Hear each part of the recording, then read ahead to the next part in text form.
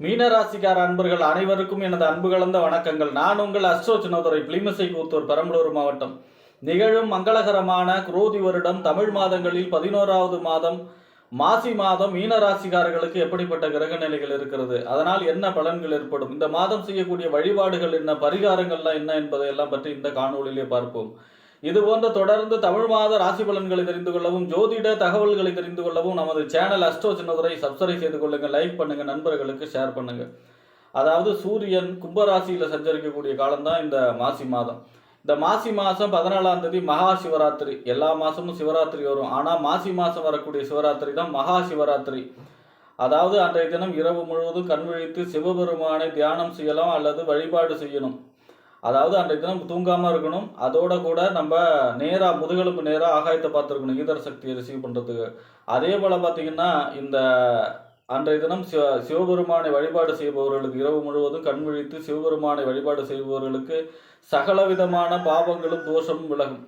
அடுத்ததாக பார்த்திங்கன்னா மாசி மாதம் 15ஆம் தேதி மௌனி அமாவாசை. அமாவாசையில் அது சிறப்பு அமாவாசை. என்ன அப்படின்னா மயான கொள்ளை அன்றைய தினம் நடைபெறும். அன்றைய தினம் அந்த மயான கொள்ளை பூஜையில் கலந்துக்கிறவங்களுக்கு அவங்களுடைய நெகட்டிவ் எனர்ஜி விலகும்.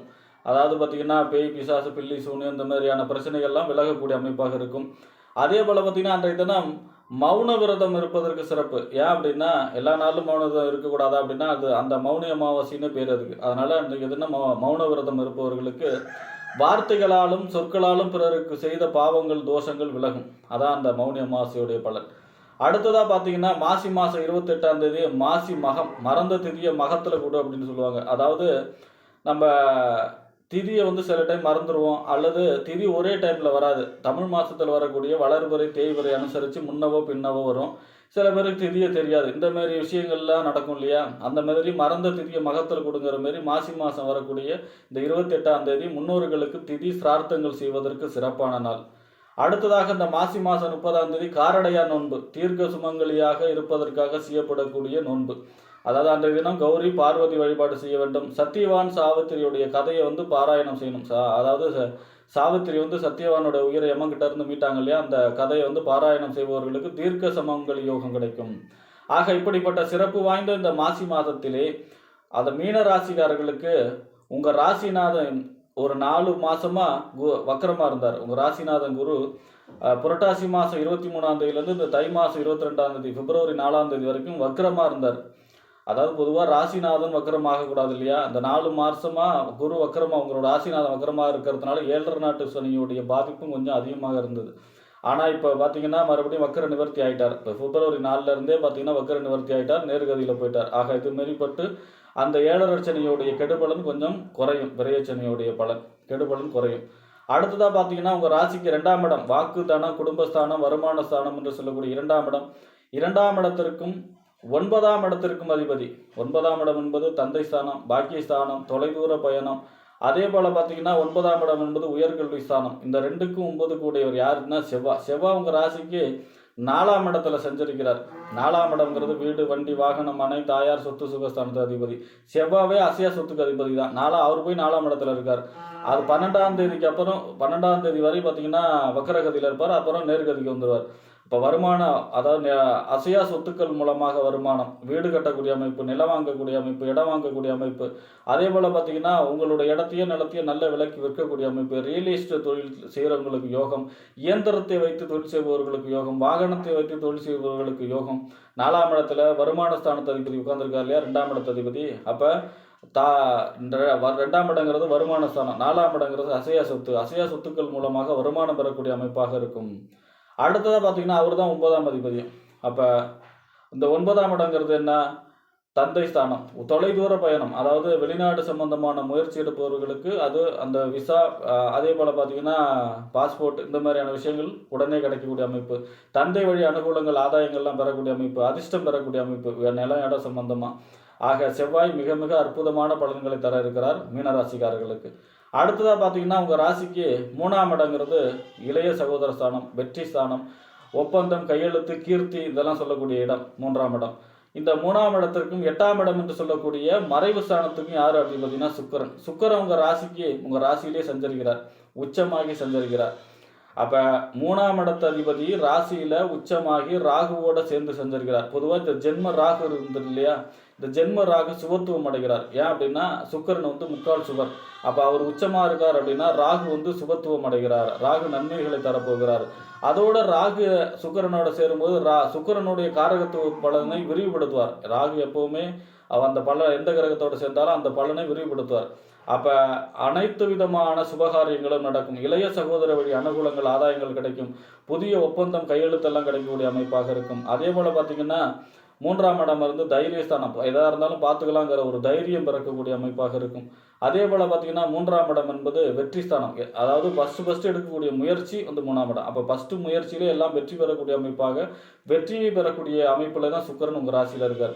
அப்போ 8ஆம் இடத்து அதிபதி ராசியில் இருக்கார், உச்சமாக இருக்கார் அப்படின்னா அஷ்டமாதிபதி வந்து திடீர் நன்மை திடீர் தீமை, இது ரெண்டுக்கும் அதிபதி தான் அஷ்டமாதிபதி.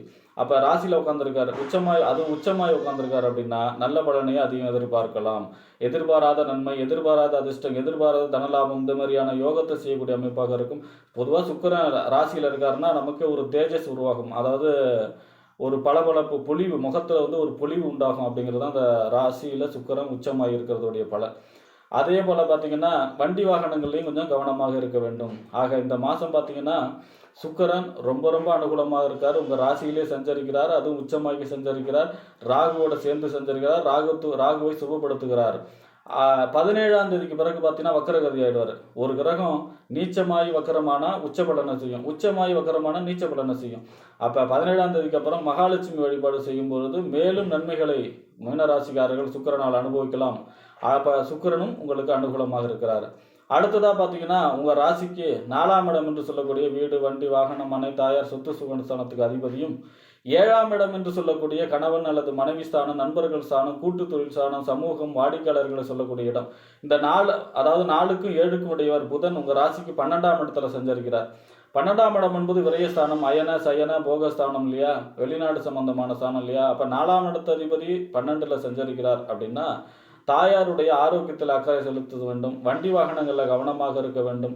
அதாவது ஒரு நிலமோ இடமோ வாங்கணும் அதனால் சுப செலவுகள் ஏற்படணும். அந்த மாதிரி வீடு கட்டணும் இல்லைன்னா அந்த மாதிரியான சுப செலவு ஏற்படும்.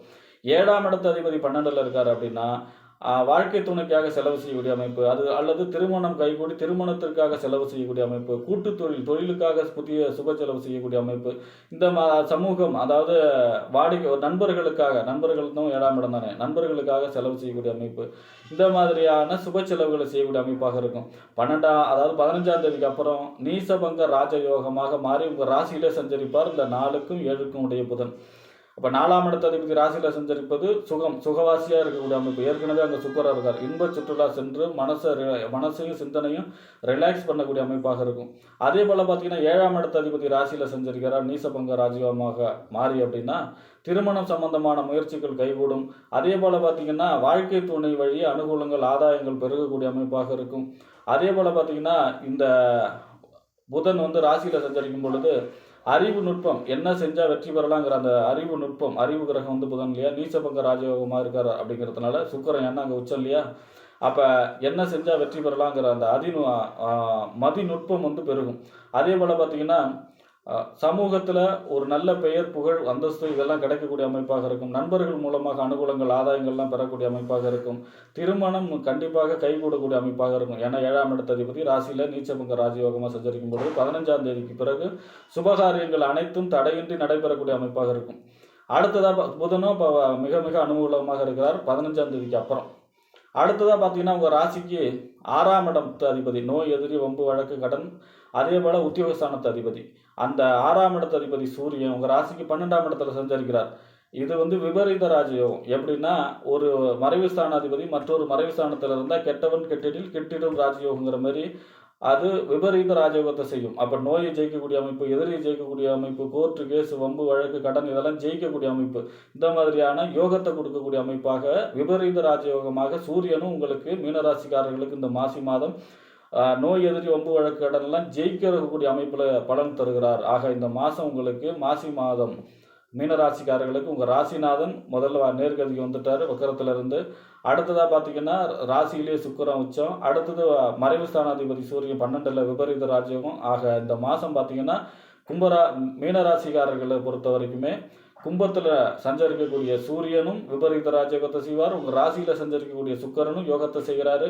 உங்கள் ராசிநாதம் முதல்ல வக்கர நிவர்த்தியாகி அதுவும் யோகத்தை செய்யக்கூடிய அமைப்பாக இருப்பதாக இந்த மீனராசிக்காரர்களுக்கு இந்த மாதம் ஒரு சிறப்பான மாதமாக அமையும் என்று கூறி விடைபெறுகிறேன். நன்றி, வணக்கம்.